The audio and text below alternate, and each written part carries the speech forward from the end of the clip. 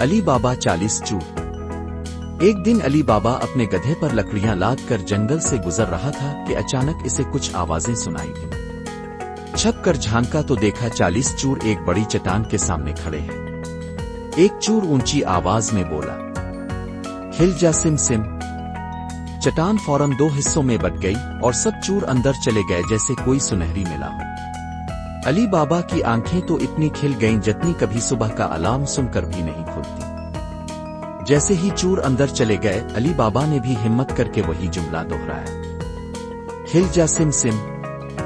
دروازہ کھل گیا اور اندر اتنا خزانہ تھا کہ علی بابا کی ٹوپی خود بخود سر سے الفاچل کر خزانے میں جا گری۔ سونے کے سکوئی، موتی اور ایسی چمکدار چیزیں کے لگے جیسے چوروں نے ایمازون خالی کر لیا ہو۔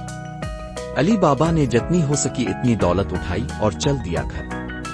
گھر آ کر بیوی کو دکھایا تو وہ کہنے لگی، یہ کیا لاٹری لگ گئی؟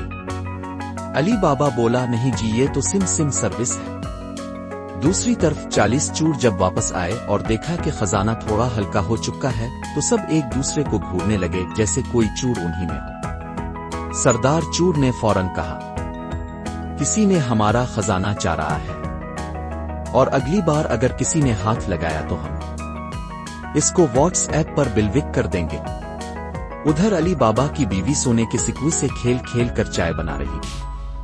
علی بابا نے آخرکار سوچا، یار اب بس ہے، زیادہ لالچ اچھا نہیں، ورنہ چور لوگ آ کر مجھے بھی چوروں کی یونین کا ممبر بنا دیں گے۔